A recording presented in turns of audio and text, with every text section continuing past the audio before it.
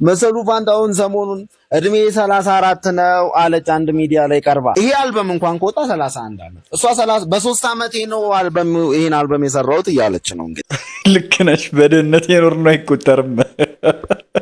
ሰሞኑን እንግዲህ ለዩቲዩበሮች እና ለቲክቶከሮች በጣም አስደንጋጭ የሚባል ዜና ተሰምቷል። ቲክቶከር፣ ፖድካስተር እንዲሁም ደግሞ ዩቲዩበር ግብርና ታክስ ሊጣልበት እንደሆነ ያውቃሉ? ፖድካስት አገልግሎቶችና የቀጥታ ስርጭት መድረኮችን ጨምሮ በኦንላይን መድረኮች ላይ ዲጂታል ይዘትን በመፍጠርና በማሰራጨት የሚያገኘው ማንኛውም የገንዘብ ወይም የገንዘብ ነክ ያልሆነ ገቢ ገንዘብም ሊሆን ይችላል። አንበሳ ቢወርድልህም ያ አንበሳ የወረደልህ ወደ ምን ይቀየራል ማለት ነው?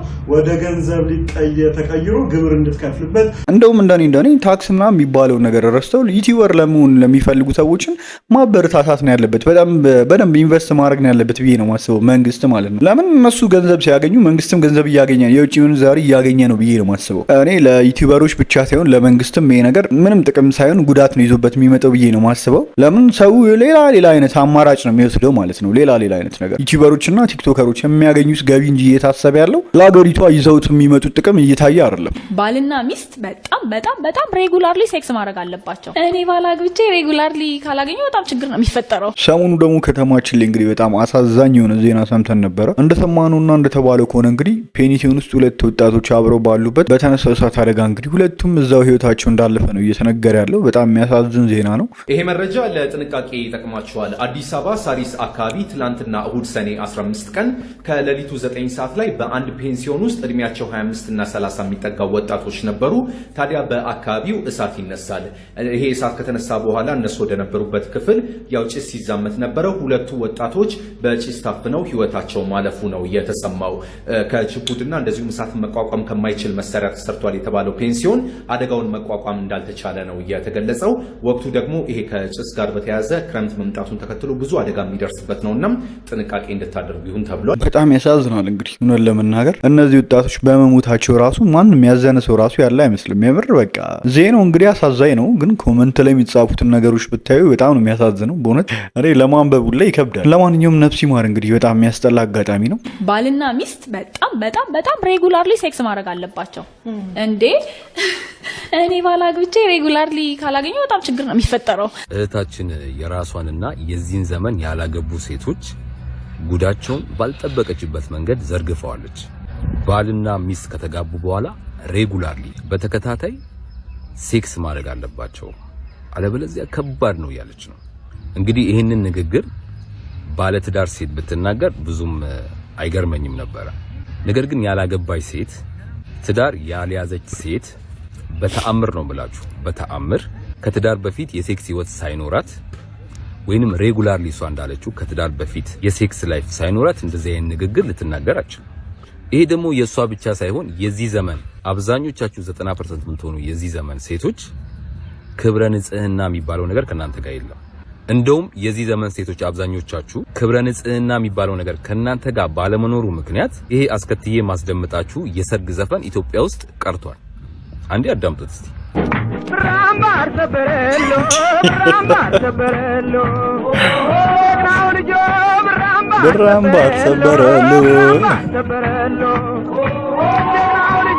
እንግዲህ እንደሚታወቀው ይሄ የሰርግ ዘፈን ዘንድሮ ቀርቷል። ምክንያቱም አብዛኛዎቹ ከትዳር በፊት የሴክስ ላይፍ አላችሁ፣ የወሲብ ህይወት አላችሁ። ይህንን የሰርግ ዘፈን በዚህ ዘመን በሰርግ ላይ መስፈን ማለት ላም ባልዋለበት ኩበት ለመልቀም እንደመሞከር ነው። ይህንን ቪዲዮ አድርሱልኝ። አመሰግናለሁ። ባካችሁ ፐብሊክ ላይ ኢንፎርሜሽን ያላችሁ ሰዎች ሚዲያ ላይ ወጣችሁ አትዋሹ፣ ያዋርዳችኋል። መሰሉ ፋንታውን ሰሞኑን እድሜ 34 ነው አለች አንድ ሚዲያ ላይ ቀርባ። ይሄንን ተመልከቱት። ይሄ መሰሉ ፋንታውን ማናሪቦች ዲቦ ምናምን በጋራ የሰሩት አልበም ነው። 1986 የብርቱካን ፍሬዎች ይሰኛል። መረጃውን ያገኘሁት ከተስፋ ነዳ የፌስቡክ ገጽ ላይ ነው። 1931 ዓመት ማለት ነው አይደል? ምን 31 ከ32 31 ዓመት አካባቢ ማለት ነው። ይሄ አልበም እንኳን ከወጣ 31 ዓመት እሷ በ3 ዓመቴ ነው ይሄን አልበም የሰራሁት እያለች ነው እንግዲህ። በ13 ዓመት ያገባው በ14 ዓመት የወለድኩ እድሜ 34 ነው አለች። እና ፐብሊክ ላይ ኢንፎርሜሽን ያላችሁ ሰው ለምን እንደዚህ ደጋግሞ መዋረድ አለና እንደዚህ አትዋሹ። አንዳንድ ጥያቄዎችን ይቅርብኝ አልመለስም ምናምን ማለት ይቻላል። መዋሸት ግዴታ አይደለም። ምን አስባ ነው ግን 34 ዓመት ያለችው? የምሯን ነው እንዴ? የሆነ ኮመንት ምን ይላል እንደውም እኛ ሴቶች የራሳችን ካላንደር አለን በ5 ዓመት አንድ እያልን ነው የምንጨምረው ትላለች። ልክ ነሽ። በድህነት የኖርነው አይቆጠርም። አረ ተረዷት። ሰው ሲያረጅ እኮ እንኳን ቁጥር መንገድ ይስታል። እውነት ነው። በትንሹ 48 49 ይሆናታል። እውነት ነው። የምር ይሆናታል። እንዴ ምን ሆና ነው? እኔ ሕፃን ልጅ እያለሁ ነው ማውቃት። እንግዲህ ይሄ አልበም የሚወጣበት ሰዓት ላይ ማለት 86 እኔ አልተወለድኩም። የምር አረ ላሽ እኛ ሳንወለድ አልበም አውጥተሽ ተይ እንጂ። ሰሞኑን እንግዲህ ለዩቲዩበሮች እና ለቲክቶከሮች በጣም አስደንጋጭ የሚባል ዜና ተሰምቷል። ከየትኛውም አይነት ከሚያገኙት ገቢ ላይ ታክስና ግብር ትከፍላላችሁ የሚል ነገር አሁን ላይ እየሰማን ያለ ነው። እስኪ ነገር ተገቢ ነው አይደለም የሚለውን ነገር ደግሞ ከቪዲዮ በኋላ እናወራበታለን። ቲክቶከር፣ ፖድካስተር እንዲሁም ደግሞ ዩቲዩበር ከዚህ በኋላ የምታገኘው በስጦታም ይሁን በተለያየ መንገድ በጊፍት የምታገኙት ገቢ እንዲሁም ደግሞ ላይቭ በመገኘታቸው ምክንያት የምታገኟቸው ዋናቸውም የዲጂታል ይዘት ፈጠራ ላይ የሚገኝ ገቢ ግብርና ታክስ ሊጣልበት እንደሆነ ያውቃሉ? ጠበቃና የሕግ መከሪያ ያለቢታኔ ነኝ። እንግዲህ አዲስ ተሻሽሎ እየተዘጋጀ ያለው ረቂቅ የገቢ ግብር አዋጅ በተመለከተ አንድ አዲስ ነገር ተካቷል። ይህም አዲስ ነገር በትርጉም ክፍል አንቀጽ 227 በኋላ እንዲካተቱ ከተደረጉ የህግ ይዘቶች መካከል በንዑስ አንቀጽ 29 ላይ እንዲህ በሚል ይደነግጋል። ከዲጂታል ይዘት ፈጠራ የሚገኝ ገቢ ማለትም አንድ ግለሰብ ወይም ድርጅት የቪዲዮ ማጋሪያ አገልግሎቶችን፣ የማህበራዊ ሚዲያ መድረኮችን፣ የድምፅ ማስተላለፊያ ወይም ፖድካስት አገልግሎቶችና የቀጥታ ስርጭት መድረኮችን ጨምሮ በኦንላይን መድረኮች ላይ ዲጂታል ይዘትን በመፍጠርና በማሰራጨት የሚያገኘው ማንኛውም የገንዘብ ወይም የገንዘብ ነክ ያልሆነ ገቢ ገንዘብም ሊሆን ይችላል። አንበሳ ቢወርድልህም ያ አንበሳ የወረደልህ ወደ ምን ይቀየራል ማለት ነው? ወደ ገንዘብ ተቀይሮ ግብር እንድትከፍልበት ሊጣል እንደሚችል አዲስ የወጣው አዲስ እየተዘጋጀ ያለው ረቂቅ ደንብ ያመላክታል ማለት ነው። እነዚህ ገቢዎች ምንን ያካትታሉ ሲባል የመጀመሪያው ማስታወቂያዎችና ስፖንሰርሺፖች፣ የምርት ስም ስምምነቶችና ድጋፎች፣ የአጋርነት ግብይትና የምርት ምደባዎች፣ የደጋፊዎች አስተዋጽኦ፣ የገንዘብ ስጦታዎች ወይም የብዙሃን የገንዘብ ማሰባሰብ ወይም ክራውድ ፈንዲንግ፣ የዲጂታል ወይም የአካላዊ ሸቀጦች ሽያጭ፣ ለማስታወቂያ እንቅስቃሴ ምትክ የተገኙ እቃዎች ወይም አገልግሎቶች እና ከዚህ በላይ ተመሳሳይ የሆኑ ማናቸውም ገቢዎች ግብርና ታክስ ሊጣልባቸው ነው። ስለዚህ ከወዲሁ ዲጂታል ላይ አገልግሎታችሁን እየሰጣችሁ ያላችሁት ፖድካስተሮች፣ ዩቲዩበሮች እንዲሁም ደግሞ ቲክቶከሮች ከዚህ በኋላ ሁላችንም ከምናገኘው ገቢ ላይ ግብር ልንከፍል ግዴታ እየተጣለብን ስለሆነ ከወዲሁ አውቃችሁ በዚህ ረቂቅ አዋጁ ላይ ሀሳብና አስተያየታችሁን ለመስጠት ክፍት ነው ተብላችኋል። ስለዚህ ሁላችሁም ወደዚህ መድረክ ተመልሳችሁ ረቂቅ አዋጁ ላይ አስተያየት እንድትሰጡ ተጋብዛችኋል። አመሰግናለሁ። ይሄ ነገር እንግዲህ ኢትዮጵያ ውስጥ ቢተገበር ልክ ነው ብላችሁ ታስባላችሁና ከዩቲዩበሮችና ከቲክቶከሮች ግብርና ታክስ መንግስት መቁረጥ አለበት ብላችሁ ታስባላችሁ? የኔን ሀሳብ ከጠየቃችሁኝ መንግስት አሁን ላይ ይህን ነገር ተግባራዊ ማድረግ አለበት ብዬ አላስብም። እውነት ለመናገር ማለት ነው። ያው ሀሳብ ስጡበት ተብሏል አይደለ? ያው በነፃነት ሀሳባችንን መግለጽ እንችላለን ብዬ አስባለሁ። እውነት ለመናገር ሌሎች ዩቲዩበሮችንና ቲክቶከሮችን መንግስት ማበረታታት ነው ያለበት ብዬ ነው የማስበው። አሁን ላይ ዩቲዩበሮችና ቲክቶከሮች አብሶ ደግሞ ዩቲዩበሮች በበዙ ቁጥር የውጭ ምንዛሪ ነው አይደለ? እንደ ዲያስፖራው እኮ የውጭ ምንዛሪ ከዲያስፖራም በላይ ማለት ይቻላል ዩቲዩበሮች ምናምን በበዙ ቁጥር ሀገራችን ላይ ከዲያስፖራም በላይ የውጭ ምንዛሪ እያስገቡ ነው ያሉት አይደለ? ከዛ የሚያገኘው ገንዘብ ራሱ በቂ ነው ብዬ ነው የማስበው መንግስት ማለት ነውና የውጭ ምንዛሪ ለማግኘት እኮ ቡና ምናምን እየተላከ ነው አይደል? እንደሚገኘው ቡና ላይ ብዙ ነገሮችን ኤክስፖርት በማድረግ ነው አይደል? እንደ የውጭ ምንዛሪ እያገኘን ያለ ነው አሁን ሀገራችን ላይ። እንደውም እኔ የማስበው ነገር ምንድነው ዩቲዩበሮችን እና ቲክቶከሮችን ማበረታታት ነው ያለበት ብዬ ነው የማስበው መንግስት ማለት ነውና ሌላ ቦታ ላይ ስታዩ ለምሳሌ ህንድን ብናይ አብዛኞቹ በሚባል ደረጃ ዩቲዩበር ናቸው። መንግስትም በጣም ነው የሚያበረታታው ማለት ነው። የህንድ ሀገር መንግስት ዩቲዩበሮችን በጣም ነው የሚያበረታታው፣ በጣም ነው ሰፖርት የሚያደርጋቸው።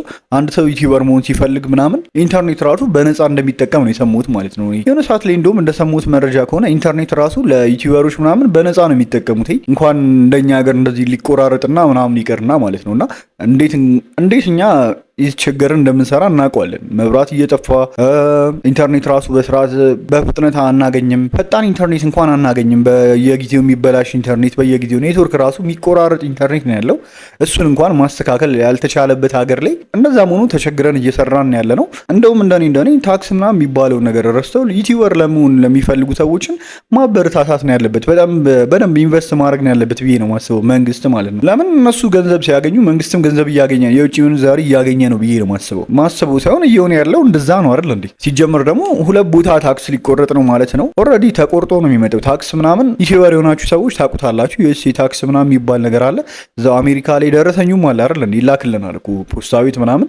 የዩኤስኤ ታክስ ምናምን ተቆርጦብን ነው የሚመጣው አብዛኞቻችን ማለት ነውና እኔ ለዩቲዩበሮች ብቻ ሳይሆን ለመንግስትም ይሄ ነገር ምንም ጥቅም ሳይሆን ጉዳት ነው ይዞበት የሚመጣው ብዬ ነው ማስበው። ለምን ሰው ሌላ አይነት አማራጭ ነው የሚወስደው ማለት ነው። ሌላ አይነት ነገር ኢትዮጵያ ውስጥ ሆኖ ስለሰራ ነው አይደል ይህ ችግር እየመጣበት ያለው።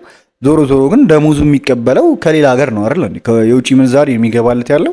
ስለዚህ በሌላ ሜትር ደግሞ መጠቀም ይችላል ነው ማለት ነው። ምን ማድረግ ይችላል? ሰው ዱባይ ላይ ምናምን ሄዶ መስራት ሊጀምር ይችላል ማለት ነው። ገብቷችኋል አይደል? ይህን ታክስ ላለመክፈል ሲል ብዙ ብር የሚቆረጥበት ከሆነ ለምንድን እንትን ይላል? ሁሉም የራሱን ጥቅም ነው የሚያየው አይደለ? ስለዚህ ከሀገር ወጥቶ ለመስራት ይገደዳል ማለት ነው። ወይ አፍሪካ ሀገሮች ላይ ሊሄድ ይችላል፣ ወይ ዱባይ ላይ ሊሄድ ይችላል። አሁን ላይ አንዳንድ ዩቲዩበሮችም እንደዛ እያደረጉ ነው አይደለ ያሉት አሁን ላይ እንኳን ማለት ነውና እንደውም ያው ገንዘቡን ውጪ ላይ ሲቀበሉ የተሻለ ነገር ያገኛሉ ብዬ ነው ማስበውና እዚህ ያለነውን አብሶ ዩቲዩበሮችን መንግስት መንከባከብ አለበት ብዬ ነው ማስበው።